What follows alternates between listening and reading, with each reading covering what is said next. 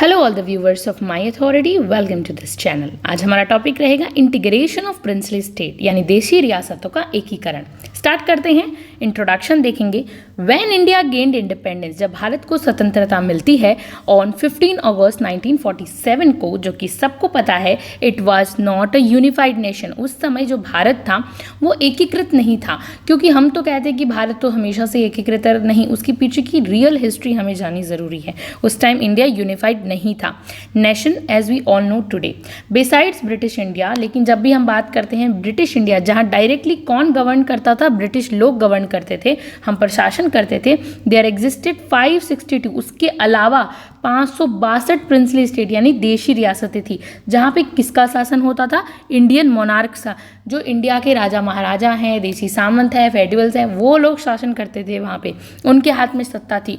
These rulers, और ये जो शासन करने वाले लोग थे वो सेमी ऑटोनोमस। ये लोग सेमी ऑटोनोमस, पूरी तरीके से स्वायत्ता नहीं थी इनके पास, सेमी ऑटोनोमस थे under British suzerainty and after independence. थोड़े से ब्रिटिश लोग क्या है से इनको ज़्यादा ऑटोनॉमी नहीं दे रखी थी। जैसा कि हमने लास्ट वीडियो में बात की थी कि इनको अपने क्षेत्र के अंदर तो सिर्फ अधिकार था कि ये काम कर, प्रिंस वगैरह अपना रूल कर सकते हैं, लेकिन जैसे ये बाहर निकलते थे तो वहाँ ब्रिटिश लोग इन पर एक स्क्रूटनी बना के रखते थे और इन्हें देखते थे। तो suzerainty and independence, they were technically free, वो फ्री थे चूज़ करने के लिए वेदर टू ज्वाइन इंडिया। उस समय क्या हुआ था, जब स्वतंत्रता के बाद उनके पास ऑप्शन रखे गए कि वो चूज़ कर सकते हैं भारत में मिलने का और पाकिस्तान में, और अलग रहने का, इंडिपेंडेंट रहने का। फिर उस समय क्या हुआ था, हमारे यहाँ के लोगों ने देखा अगर ऐसा हुआ कि वो कहीं इंडिपेंडेंट रहने की बात करेंगे तो फिर हमारा देश तो यूनाइट नहीं रह पाएगा, एक संघ नहीं रह पाएगा, जुड़ नहीं पाएगा। इसके वजह से क्या हुआ था, इन सभी देशी रियासतों को, प्रिंसली स्टेट्स को, ये जो डाइवर्स होती है, अलग अलग थी, उनको एकीकृत करना बहुत जरूरत है। Integrating these diverse princely states into a single unified India, एक इंडिया के अंदर मिलाना was one of the greatest challenge, और ये सबसे बड़ी चुनौती थी फेस्ड बाय इंडियन लीडरशिप। और हमारे भारतीय लोगों ने जो नेतृत्व कर रहे थे उनके लिए ये बहुत बड़ा चैलेंज था। 1947 से 1949 तक चला था ये पीरियड, ये जो इमर्ज करने का इनको, उसके बाद हमारा कॉन्स्टिट्यूशन आया था। तो सोचिए इतनी मेहनत पहले इनको इमर्ज करने, इनको मिलाने के लिए जो लगी थी, उसकी हिस्ट्री आज हम जानेंगे। वाई वॉज इंटीग्रेशन नेसेसरी, अब एकीकरण क्यों जरूरी है, आप खुद बताइए एकीकरण क्यों जरूरी है। ये बहुत इंपॉर्टेंट वीडियो है समझने के लिए, हमारी हिस्ट्री को तो डिटेल से समझेंगे, लास्ट तक इस वीडियो को देखना जरूरी है, इससे हमें थोड़ी क्लियर हो जाएगी हमारी हिस्ट्री। पॉलिटिकल यूनिटी के लिए अब कोई भी बात बताइए आप, एकीकरण क्यों जरूरी होता है, संगठन में काम रहकर करना क्यों जरूरी होता है। हम अलग अलग भी तो रह सकते थे पर नहीं, फिर हमारी जो इंडिया है उसका बॉर्डर टूट जाते, सब अलग अलग रहते, कोई एक कॉन्स्टिट्यूशन नहीं होता, सब अपनी अपनी मनमानी करते। पर आज पॉलिटिकल यूनिटी यानी राजनीतिक एकता कितनी ज़रूरी है, ये इस चीज़ को, अगर खंडन हो जाता, बंट जाते स्टेट अलग अलग तरीके से, तो फिर वो इंडिया को वीक करते, और ज़्यादा वीक, वो सिर्फ अपने स्वार्थ के बारे में सोचते। फॉर आज का हम एग्जाम्पल देख लेते हैं, टुडे करंट का एग्जाम्पल जहाँ हम है। आज पहलगाम पर जब अटैक हुआ तब इंडियन गवर्नमेंट, जो सेंट्रल गवर्नमेंट है, और हमारे आर्म्ड फोर्सेस ने कैसे मिलके पूरी यूनियन, आज चाहे पार्टी कांग्रेस हो, चाहे बीजेपी हो, चाहे आप हो, सब आज एक साथ है। इंडिया आज बहुत ज़्यादा मतलब इंडिया बहुत ज़्यादा क्या है, स्ट्रॉन्ग है, पॉलिटिकल यूनाइट है। आज पार्टीज नहीं देखी जा रही, आज ये देखा जा रहा है कि नेशनल इंटरेस्ट की बात क्या है। तो ये नेशनल इंटरेस्ट उस टाइम नहीं रहता, अगर सारे स्टेट्स का खंडन हो जाता, बंट जाते अलग अलग, फिर वो एक साथ नहीं आ पाते। ठीक है, तो आज इंडिया यूनाइट होकर पाकिस्तान से लड़ाई कर रहा है। ठीक है, हमने मिसाइल्स दागी, तो पूरे सभी लोगों ने भारत सरकार का समर्थन किया है, आर्म फोर्सेस को फ्री ऑफ हैंड छोड़ा गया है। तो इसके वजह से क्या हुआ है, हमारे लिए बहुत बेनिफिशियल है कि इंडिया आज यूनाइट है। इसी को कहते हैं पॉलिटिकल यूनाइट होना। Fragmented state would weakened India's, टूटे हुए स्टेट क्या करेंगे, इंडिया की इंटरनल स्टेबिलिटी, स्थिरता को भी कमज़ोर कर देते हैं। इकोनॉमिक, हमारे आर्थिक विकास के लिए बहुत ज़रूरी है। इंटीग्रेशन हमारे लिए क्यों ज़रूरी है जब पूछा जाए तो हमें कहना है हमारे आर्थिक विकास के लिए बहुत ज़रूरी है।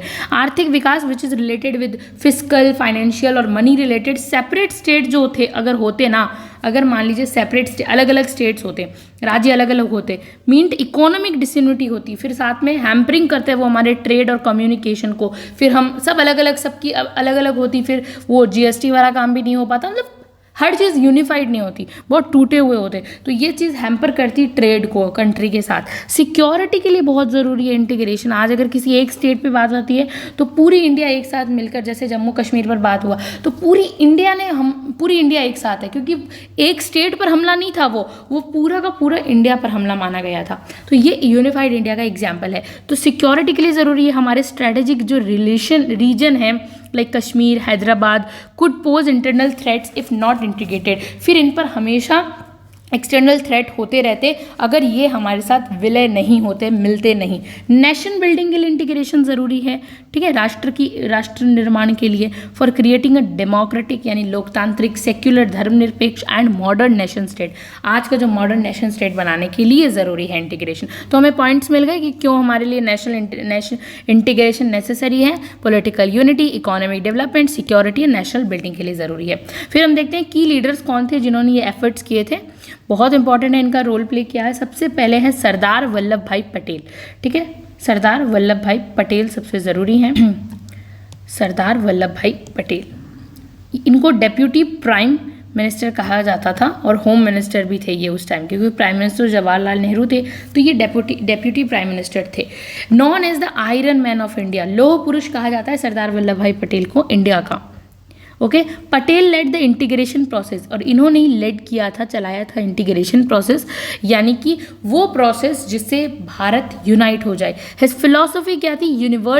यूनिटी इन डाइवर्सिटी, एकता में ही विविधता है, विविधता में एकता और एकता में विविधता, यही इनकी एक फिलॉसफी थी, इनके विचार थे। Was non negotiable for Indian survival, और इस चीज़ को बिल्कुल भी इसमें ना कोई नेगोशिएशन नहीं होना चाहिए, कोई भी तरीके के तर्क विचार नहीं, ये सिर्फ बात फाइनल है कि यूनिटी इन डाइवर्सिटी का उनका कॉन्सेप्ट है। Okay, adopted a combination of diplomacy, इन्होंने इस चीज़ के लिए ताकि हमारी देशी रियासतें हमारे अंदर विलय हो जाए, तो इन्होंने किन किन चीज़ों का यूज़ किया था जो बन सकता था। डिप्लोमेसी, कूटनीति, परसुएशन, प्रेशर, टैक्टिक्स इस्तेमाल करना अलग अलग, some time use force, even इन्होंने फोर्स का भी यूज़ किया था, यानी कि शक्ति का भी प्रयोग किया था, प्रेशर, दबाव बनाया था, ठीक है। कोटेड फेमसली, इनका एक कोट है वो बहुत फेमस है, the problem of the states, जो problem of the states is so difficult that you can't solve it by mere appeal और रीज़न एंड गुडविल, कि जो स्टेट्स की प्रॉब्लम है ना बहुत डिफ़िकल्ट है, बहुत मुश्किल है, उसको आप सॉल्व नहीं कर सकते हो विद मेयर अपील, की नॉर्मली उनसे अपील कर ली, रिक्वेस्ट कर ली, या फिर कोई उसके साथ गुडविल बना के, नहीं, ये बहुत अलग प्रॉब्लम है। तो ये हमने देखा सरदार वल्लभ भाई का कॉन्सेप्ट। अब वीपी मेनन, जो कि उस टाइम के हमारे सेक्रेटरी, वीपी मेनन जो क्या थे? सेक्रेटरी मिनिस्टर्स ऑफ स्टेट्स थे उस समय के। तो प्रिंसिपल एड ऑफ पटेल, ये प्रिंसिपल को एड करते थे यानी हेल्प करते थे, ठीक है। डिज़ाइन द इंस्ट्रूमेंट ऑफ असेक्शन, यानी कि इन्होंने एक तरह की पॉलिसी को डिज़ाइन किया था, instrument of accession, a legal document that states had to sign to join India. फिर एक ये पत्र बनाते हैं, विलय पत्र जिसे कहते हैं हम, उसके अंदर साइन करने से क्या होगा? डॉक्ट्राइन था, लीगल डॉक्ट्राइन, ताकि बाद में स्टेट्स मुकर ना जाए अपनी बात से, तो स्टेट से साइन करवाया जाता था ताकि वो इंडिया के अंदर मर्ज हो जाए। ओके, तो ये उसको इंट्रोड्यूस करते हैं। Conducted back channel negotiation with rulers, और पीछे से, बैक माने पीछे, मतलब बैक पॉइंट पे जाके ये कहते हैं कि चैनल एक बनाते हैं, चैनल जिससे बातचीत कर सके स्टेट से, ठीक है। हिज प्रैक्टिकल पॉलिटिकल विजडम, जो उनकी व्यवहारिक रूप में बुद्धि थी, पॉलिटिकल यानी राजनीतिक जो उनकी समझ थी, कॉम्प्लीमेंटेड पटेल्स फर्म लीडरशिप, और ये इस चीज़ को कॉम्प्लीमेंट करती है जो पॉलिटिकल, जो पटेल, सरदार वल्लभ भाई पटेल की लीडरशिप के साथ मिलकर और भी ज़्यादा एक दूसरे को सपोर्ट करती है। जवाहरलाल नेहरू क्या थे उस समय? प्राइम मिनिस्टर थे। इनका हम देखते हैं, Jawaharlal Nehru prime minister, played a role of specially in internalizing issues like Kashmir, ये कश्मीर के मुद्दों पर बात करते थे और इसी चीज़ के लिए दे एडवोकेटेड डेमोक्रेटिक गवर्नेंस इन मर्ज स्टेट्स, और ये वहाँ पर डेमोक्रेटिक गवर्नेंस स्थापित करना चाहते थे जो स्टेट्स मर्ज हुए हैं। ओके, फिर हम देखते हैं लॉर्ड माउंटबेटन, जो लेट ब्रिटिश वाइसराय थे। ओके, लास्ट वाइसराय थे ब्रिटिश के, जिनका क्या नाम था? Lord Mountbatten. हमारे यहाँ माउंटबेटन योजना भी आती है, उसमें देखते हैं। यूज्ड हिज पर्सनल इन्फ्लुएंस इनका पर्सनल इन्फ्लुएंस था with Indian princes to persuade them to access India.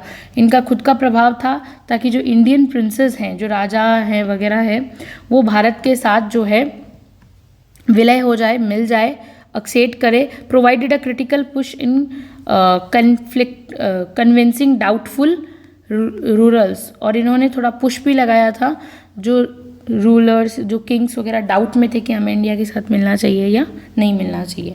ठीक है, फिर हम देखते हैं स्टेप्स टेकन फॉर इंटीग्रेशन। कौन कौन से एकीकरण के लिए स्टेप्स लिए गए थे भारत के द्वारा। स्टेप्स टेकन फॉर इंटीग्रेशन, कौन कौन से स्टेप्स थे। सबसे पहले आता है इंस्ट्रूमेंट ऑफ एक्सेशन, यानी कि विलय पत्र के लिए जो एक्सेशन क्या होता है गाइस, विलय यानी किसी देश में मिल जाना। ठीक है, princely states had to accede voluntarily transferring control of, यानी अपनी इच्छा से मिलना पड़ेगा। ये एक डॉक्यूमेंट था, विलय पत्र पर मतलब साइन करके फिर उनको दिखाया जाए कि हाँ ये अपनी इच्छा से मिले हैं, लीगली ऐसा ही दिखाया जाएगा फॉर्मल तरीके से। तो ट्रांसफरिंग कंट्रोल ऑफ, जिन्हें क्या क्या ट्रांसफ़र की जाएगी कंट्रोल, वो अपने डिफेंस पे कंट्रोल रख सकते हैं, foreign affairs, communication to the government of India के साथ कम्युनिकेशन कर सकते हैं, और इंटरनल जो उनकी जो ऑटोनॉमी होगी वो रिमेन टेम्पररी होगी। ठीक है, कुछ समय के लिए ही होगी। तो इन पे ये करेंगे डिफेंस, फॉरेन अफेयर्स, इन्हें ट्रांसफ़र की जाएगी कंट्रोल। फिर उस पर ये लिखा हुआ था कन्वीनियंस ऑफ मर्जर, और किन किन को अब मर्ज करना था।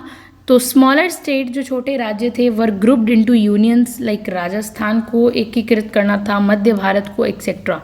लार्ज स्टेट्स, जो बड़े बड़े राज्यों में थे, like Hyderabad, Kashmir, had special negotiations, तो उनके लिए, बड़ी रियासतों के लिए कुछ विशेष वार्ताएं हुई थी, बात हुई थी। ठीक है, तो हम देखते हैं क्या क्या हुआ था। Creation of new administrative units, अब कुछ प्रशासनिक यूनिट्स, नई प्रशासनिक इकाइयों का भी निर्माण हुआ उस दौरान जिसमें consolidation of multiple small states into manageable administrative division, जिसमें अनेक छोटे राज्यों को प्रबंधनीय प्रशासनिक प्रभागों में एकीकृत करना था। लाइक एग्जाम्पल देखते हैं, 200 प्रिंसली स्टेट्स ऑफ गुजरात मर्ज किया गया था सौराष्ट्र यूनियन के तौर पर। ओके, उन्हें एक साथ लाना था, 200 प्रिंसली स्टेट्स थे गुजरात के। ओके, अब हम देखते हैं important examples of integration. 3 important examples हैं बेसिकली। हैदराबाद सबसे इंपॉर्टेंट, जिसमें निज़ाम ओस्मान अली खान थे। रूल्ड बाय किसके द्वारा रूल किया जा रहा था, निज़ाम ओस्मान अली खान। वांटेड इंडिपेंडेंस, वो स्वतंत्रता चाहते थे इंडिया से। ठीक है, फिर उस टाइम इंडिया ने एक ऑपरेशन पोलो चलाया था, जिसमें पुलिस एक्शन उन पर कर दिया गया था। इन सितंबर 1948 के अंदर Hyderabad was integrated after a brief military action, जहाँ पर किसका यूज़ किया गया था, फोर्स का यूज़ किया गया था। एक तरह से कह सकते हैं इनको भगा दिया गया था, और फिर इनको ना तो कोई संपत्ति दी गई थी हैदराबाद की और कुछ भी नहीं। तो ये जब पाकिस्तान गए थे जिन्ना के समय, ऐसा आता है कि तब ये सिर्फ अपने, इनको डॉग्स का बहुत शौक था, तो फिर वो लेके गए थे ये। तो इस तरह से फिर ये चले गए थे पाकिस्तान, और पुलिस एक्शन किया गया था। ओके, सितंबर 1948 के अंदर Hyderabad was integrated after a brief military action. Junagadh का हम देखते हैं। जूनागढ़ का नवाब चूज़ टू जॉइन पाकिस्तान, नवाब ने क्या चूज़ किया था कि हम पाकिस्तान के साथ मिलना चाहते हैं, डिस्पाइट हिंदू मेजॉरिटी पॉपुलेशन। फिर भी वहाँ पे हिंदू मेजॉरिटी पॉपुलेशन थी, फिर भी वो कहते कि हम पाकिस्तान के साथ मिलना चाहते हैं। जूनागढ़ के नवाब ऐसा चुनते हैं आफ्टर पब्लिक प्रोटेस्ट, लेकिन वहाँ पर खुद पब्लिक ही प्रोटेस्ट कर देती है। प्लेबिसाइट फरवरी 1948 को जूनागढ़ जॉइन इंडिया। फिर क्या होता है, पब्लिक के प्रोटेस्ट के बाद जूनागढ़ अपने आप इंडिया में विलय हो जाता है। कश्मीर के साथ क्या प्रॉब्लम रहती है गाइस, कश्मीर के जो महाराजा हरी सिंह थे, initially wanted to remain independent, वो अलग रहना चाहते थे पहले तो, स्टार्टिंग में तो, लेकिन आफ्टर पाकिस्तान ट्राइबल इन्वेजन, लेकिन जैसे ही पाकिस्तान में जो जातीय इन्वेजन होता है अक्टूबर 1947 में, he signed the instrument of accession, फिर वो विलय पत्र पर साइन कर देते हैं, क्योंकि पाकिस्तान इन्वेड कर जाता है, पहुंच जाता है ट्राइबल एरिया में उनके। तो Kashmir became a part of India, फिर कश्मीर इंडिया का पार्ट बन जाता है। Conflict led to the first India Pakistan war, और यहीं से हम देख सकते हैं पाकिस्तान ने इन्वेड किया और यहीं से कन्फ्लिक्ट शुरू हो जाते हैं इंडिया और पाकिस्तान के वॉर के आसार जो अब तक दिख रहे हैं। ठीक है, त्रावणकोर क्या होता है? त्रावणकोर में क्या होता है? Initially showed reluctant join India, पहले तो इनिशियली तो वो ज्वाइन शो करते हैं कि इंडिया के साथ ज्वाइन करेंगे, आफ्टर पॉलिटिकल प्रेशर मना करते हैं, रिलेक्टेंस दिखाते कि नहीं करेंगे आफ्टर पॉलिटिकल प्रेशर, लेकिन उन पर दबाव बनाया जाता है और असैसिनेशन अटेम्प्ट ऑन इट्स दीवान, और उनके दीवान पर कोई मर्डर का होता है असैसिनेशन, इट एक्सेप्टेड 1947। तो ये पॉलिटिकल प्रेशर था, असैसिनेशन का अटेम्प्ट करने की कोशिश की गई थी उसके बाद उनके दीवान पर, तो उसके बाद त्रावणकोर ने इंडिया के साथ विलय किया। फिर मणिपुर का हम देखते हैं, और त्रावणकोर अभी इंडिया में केरला स्टेट। ओके, मणिपुर के साथ क्या रहता है? Manipur signed instrument of accession in August 1947 में ही साइन कर दिया, later merged formally into India in 1949, और बाद में साइन पहले कर दिया और मर्ज का वो 1949 के अंदर हो गया। फेजेस ऑफ इंटीग्रेशन देख लेते हैं हम लोग, जिससे इजीली समझ में आ जाएगा मेजर एग्जांपल्स के साथ। फेजेस क्या रहे थे? फर्स्ट फेज में फेज 1 था signing of instrument of accession, पहले साइन करवाया गया सभी इंस्ट्रूमेंट विलय पत्र पर, मेजॉरिटी ऑफ स्टेट्स 15 अगस्त 1947, जहाँ पे जो मेजॉरिटी थी स्टेट्स की। फिर formation of unions and merge agreements आए, जिसमें राजस्थान, सौराष्ट्र और मध्य प्रदेश को शामिल किया गया। फिर मिलिट्री एक्शन जहाँ ज़रूरत पड़ी, जहाँ सेना का विद्रोह करना पड़ा, लगाना पड़ा सेना को, वो था हैदराबाद ऑपरेशन पोलो चलाया गया और जूनागढ़ में प्लेबिसाइट चलाया गया। ठीक है, फिर कॉन्स्टिट्यूशनल इंटीग्रेशन हुआ, जिसमें स्टेट्स रीऑर्गेनाइजेशन एक्ट आता है 1956 के अंदर। ये कॉन्स्टिट्यूशन एकीकरण था जो लैंग्वेज के आधार पर हुआ था, इसे हम बाद में डिटेल में पढ़ेंगे। फिर स्पेशल मेथड्स क्या क्या यूज़ किए गए थे? परसुएशन का मेथड यूज़ किया गया था, इसका मतलब विनती करके, अनुनय विनय करके, ठीक है, बहुत ज़्यादा समझा बुझा कर मनाना, गुहार मनुहार वो कहते हैं, जिसमें बीकानेर, पटियाला और बड़ौदा आते हैं। ओके, ये मान गए थे समझाने वगैरह से। फिर प्रेशर टैक्टिक्स यूज़ की गई थी जोधपुर में, जहाँ पर रूलर जो थे Hanwant Singh had considered Pakistan accession, और फिर उन्होंने हनवंत सिंह ने पाकिस्तान एक्सेशन की और वो किया, कंसिडर्ड किया, जाना मंजूर किया, मिलना। मिलिट्री एक्शन जो था हैदराबाद और जूनागढ़ का, I think this was the king who want to go with Pakistan, and उसको बोला गया कि हाँ हम कोई ज़मीन वगैरह नहीं देंगे। यस सो मिलिट्री एक्शन किया गया हैदराबाद जूनागढ़ में। फिर लीगल इंस्ट्रूमेंट तरीके से इंस्ट्रूमेंट ऑफ एक्सेशन था, जिसपे विलय पत्र पे साइन करना और स्टैंड स्टिल एग्रीमेंट्स वगैरह लाए गए थे। उसके बाद हम देखते हैं इंपॉर्टेंट डेट्स, क्या क्या हुआ था इन इंपॉर्टेंट डेट्स को। सबसे पहले 3 जून 1947 को माउंट बेटन प्लान अनाउंस्ड होता है, प्रिंसली स्टेट्स को गिवन चॉइस दी जाती है। 15 अगस्त 1947 को इंडिया इंडिपेंडेंट होती है और मोस्ट स्टेट्स एक्सीड करते हैं, इंडिया के साथ मिल जाते हैं। 26 अक्टूबर 1947 को एक्सेशन ऑफ कश्मीर मिल जाता है। 18 सितंबर 1948 को हैदराबाद इंटीग्रेट हो जाता है इंडिया के साथ, ऑपरेशन पोलो याद रखना बहुत ज़रूरी है। 1948 से 49 series of mergers from Rajasthan, Madhya Bharat, और ये यहाँ से चलता है पेप्सू। एंड 1956 में final reorganisation under state reorganisation act बनता है on the linguistic based. Challenges क्या क्या फेस करने पड़े थे? Some rulers demanded independence, Hyderabad हो गया, जूनागढ़ हो गया, वो चाहते थे हम अलग रहें, ये चैलेंज था। स्ट्रैटेजिक लोकेशंस बहुत इंपॉर्टेंट थी केरला की, क्योंकि ये हमारे केरला का जो पार्ट है वो इंडिया के लिए कितनी स्ट्रैटेजिक लोकेशन है, because it's a coastal locations. ये आप देखिए, कोस्टल लोकेशन पे हम कैसे किसी मतलब दुश्मन देश को आके बैठने दे सकते हैं, तो ये स्ट्रैटेजिक लोकेशंस जैसे कश्मीर थी अभी भी बहुत इंपॉर्टेंट है। तो ऐसी जगहों पर क्या होता है कि आपको इन ऐसी जगहों को अपने देश के साथ मिलाना बहुत ज़रूरी होता ही है। कुछ कम्युनल फैक्टर्स देखने को मिलते हैं, जिस बीच में जो कम्युनल फैक्टर में क्या होता है, सांप्रदायिकता वाले कारक, रिलीजियस और rural people, Muslim ruler in Junagadh में थे और वो सब। इकोनॉमिक एडमिनिस्ट्रेटिव डिसपैरिटीज़, असमानताएं कैसी थी प्रशासनिक अमॉन्ग स्टेट्स, वो कारण बना। Despite all odds 1950 India was mostly integrated politically. अब राजनीतिक तरीके से इंडिया जो है इंटीग्रेटेड हो गया था, कितनी भी समस्याएं क्यों ना आए। कंक्लूड करते हैं इस आंसर को। The integration of princely state was a historic achievement. ये हमारे लिए एक बहुत ऐतिहासिक जीत थी, achievement credited mainly determined leadership, क्योंकि ये सब कुछ निश्चित करके Sardar Patel pragmatic diplomacy VP Menon के कारण हुआ। It led the foundation for a politically unified democratic government, economically stronger India के लिए ये किया गया। Had the princely states not been integrated if, तो India totally might have been disunited group small monarchies. आज अगर इंडिया यूनाइट नहीं होता तो अब छोटे छोटे ग्रुप में बंट जाता। Their integration was not just political act, और उनको इंटीग्रेट करना, एकीकृत करना, ये केवल राजनीतिक कर नहीं था but a triumph of vision, diplomacy, national spirit को ध्यान में रखते हुए किया गया।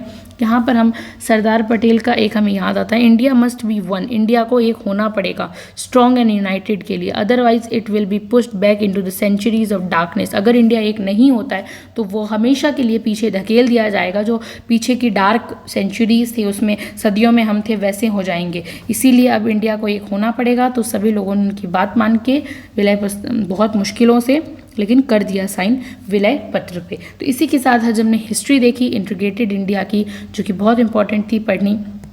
Thank you so much for watching this video.